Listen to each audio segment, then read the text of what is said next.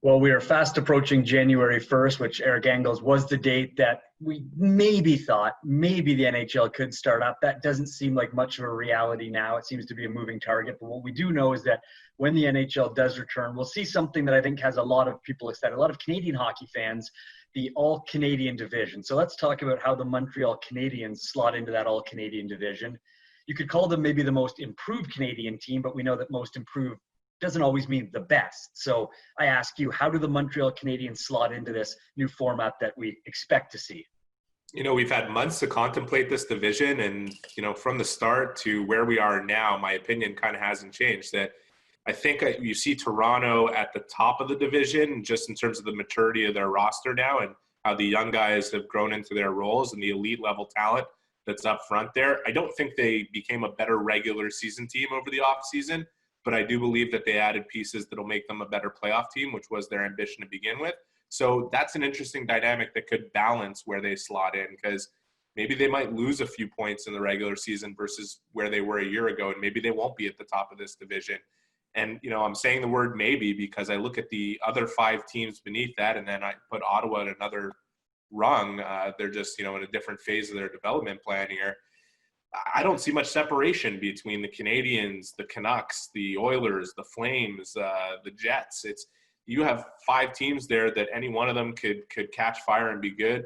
I think if we go back to the playoffs and the bubble, people were looking at Vancouver and saying this team is the closest one in Canada to winning a Stanley Cup. And then the offseason hit, and they lost their starting goalie in Markstrom, and I understand they've got a good one in Thatcher Demko, and they signed Braden Holtby, but they lost 2 key components on defense and added Nate Schmidt. They lost Stetcher and Tanev, and they lost Tyler Toffoli to Montreal. So are they a better team? It's hard to argue. Edmonton, I like their offseason. They have the 2 superstars in McDavid and Draisaitl who can carry their team, but they added some depth at the bottom end of their forward group that was desperately needed to at least alleviate a bit of pressure on those guys. When I look at Montreal, I see a team that didn't just – sometimes you have teams in the offseason and they make the most moves and you say, whoa, they made the most moves and they must be the most improved. The thing about Montreal is where they made their moves were key holes that they needed to address. And the players they brought in, I think, fit very well with what they're trying to do. I think it's not a stretch to believe that they could be the second best team in this division, but they're going to have to go on the ice and prove it, because where they ended their season before we went to the bubble in 24th, it would be a huge leap from them to go to a top 10 team from 24th. So let's see if the additions that Marc Bergevin made makes the Canadiens that much better. And I think that's what makes this All-Canadian division so entertaining and such a fun prospect, because we don't really know. It's new, it's exciting, it's a lot of unknown. And we're going to get to see maybe some hate build between teams that don't have hate before. We're going to get to see some rivalries, some superstars go head-to-head more often than we would. So all that unknown is maybe exciting for fans, can be scary for teams. So for the Montreal Canadiens, what's that biggest unknown, maybe the most unique challenge that they'll face when we get things started? Well, one of them for sure is something that their assistant coach Kirk Muller alluded to on a Zoom with media on Tuesday, saying that they're going to have to plan their travel and their practice time appropriately, because where they're geographically located in Montreal, they've had the advantage of having all these teams within an hour of them in their normal schedule that they're used to.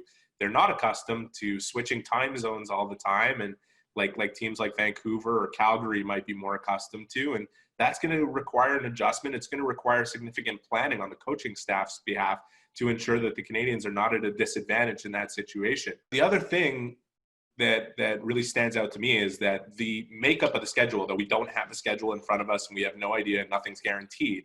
The idea that we could be looking at more of a baseball dynamic where a team goes to, say Montreal goes to Vancouver for 3-4 nights and ends up playing 2 games there in a row, or 3 games in 4 nights against the Canucks.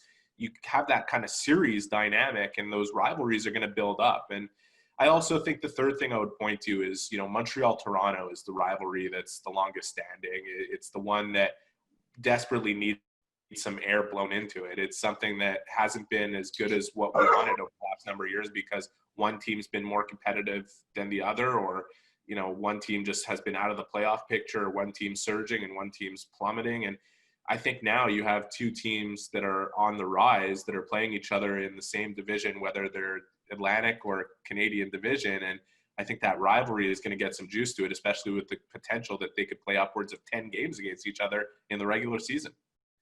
So we've touched on a lot of the moves that the Montreal Canadiens made, and going into free agency and this kind of strange offseason, how the league was going to start up, what these divisions would look like was very much unknown. So when these teams made moves, they probably expected the Montreal Canadiens, well, we're playing in the Atlantic Division, we're going to play the same team. So when you look at the moves they made, do you think they would have done anything differently?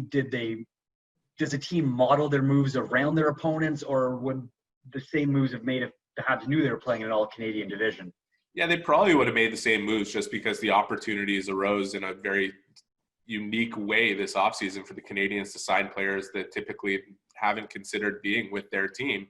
But you're touching on something that is true. You know, teams do build for what their competition will be for most of the year, and especially with the way the playoffs have been formatted over the last number of years, where you're playing within the division, at least in the first round, most likely, and the second round, you have to kind of build yourself up based on what that competition is within the division. And I think if the Canadiens were playing in the Atlantic this season, they'd have a much surer path to a playoff spot otherwise, you know, than if they're playing in the All-Canadian division, which, as we discussed, is that much more competitive. I think, you know, the Bruins, with the injury situations they're dealing with Marchand and Pasternak having off-season surgery, and, you know, they didn't do much in terms of improving their team on the market. You know, they're maybe taking a step down a little bit this season. You don't know what's going to happen with Zdeno Chara. The Buffalo Sabres, you know, they made some good moves. They made some improvements, but is it enough to get them over the hump? I don't know. And I think we're going to have to wait to see what they can prove. The Ottawa Senators, as we discussed a little earlier, a team on the rise, a team doing good things, a team with a lot of young talent, but they're a ways away from being competitive enough to give the Canadiens or the Leafs or some of the other teams that were in the Atlantic Division a scare. And, you know, the Lightning have a cap crunch to deal with, and the Panthers, they're making moves in the front office. I don't know about on the ice. So I think the path would have been easier for the Canadiens to make the playoffs out of the Atlantic. And, you know, the fact that the Canadian division will demand that they play their best on a nightly basis in order to be competitive, I think the top four teams naturally, logically, are going to make it in that playoff picture. I think the Canadiens should consider themselves to be one of the top four teams in an all-Canadian division. So one way or the other, their goal, as they stated it, was we expect to make the playoffs. I think it would be a huge disappointment no matter where they're playing if they don't. Well, Eric, I know that you're excited about the thought of an all-Canadian division. I'm excited. I think Habs fans and all-Canadian hockey fans are. So hopefully we can get this thing started sooner than later. I'm with you. I just want to see hockey. Yep.